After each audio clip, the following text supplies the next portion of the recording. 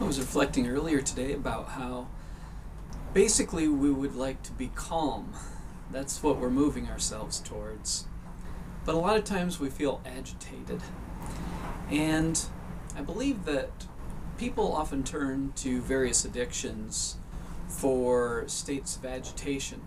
Have a drink, take some drugs, utilize some kind of person addiction, workaholism, gambling, something to get away from that agitated feeling.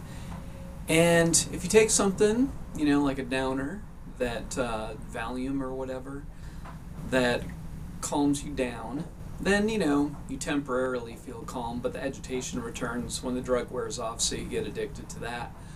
Or you could take a stimulant that takes that agitated feeling and, raises the vibration and is like, ee, and you're just like, speedy to the point where it doesn't bother you so much, the agitation. I find that I'm usually a pretty calm person. I think that I've resolved a lot of the things that I felt agitated about in the past. And so what I like to do is help to bring other people into a calm state through various interactions. But I also find that I have to set boundaries with that, because if I deal with too much agitation, it starts to affect how I feel. And part of that is me needing to continue to work on my boundaries, protecting my own energy. Part of it is just accepting that I'm very sensitive and intuitive, and so I'm going to pick up on other people's stuff. So I have to make sure that I'm getting enough positive interactions or just enough alone time to stay centered. Things that can get me out of a place of calm can be trying to force something that just isn't working in various ways. It could be anything, a relationship, it could be trying to get something going business-wise that's not in flow, or fix something that's truly broken and that needs to be replaced. Another thing that gets me out of a state of calm is fear about something that may happen, or fixating on something from the past that is no longer happening, but still feeling unresolved. What else gets me out of calm? I think wanting. I think desire. It's one of the things that I've learned from studying some Buddhist literature, is about the suffering that comes from desire. Wanting things to be different than they are. That can create a form of agitation. There's so many different messages that we receive about what is going to bring contentment, what is going to calm your mind and make you happy and at peace. But a lot of these things are just products, They're not consumer products, they're products of a culture, products of a myth.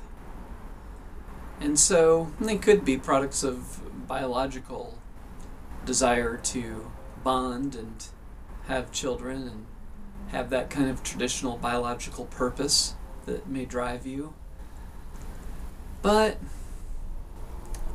to relieve oneself of agitation, I think the key is to really get to know yourself and understand what it is that moves you from a state of calm, let's say you're in a good space when you wake up, to a state of agitation.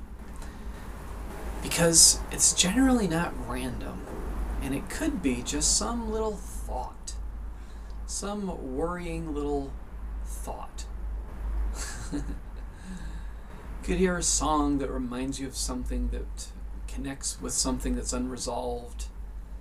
And whatever it is that moves you out of that state of calm, paying attention and looking at your life as a kind of experiment that your job is to figure out what is working, what is not working. I think that's the key.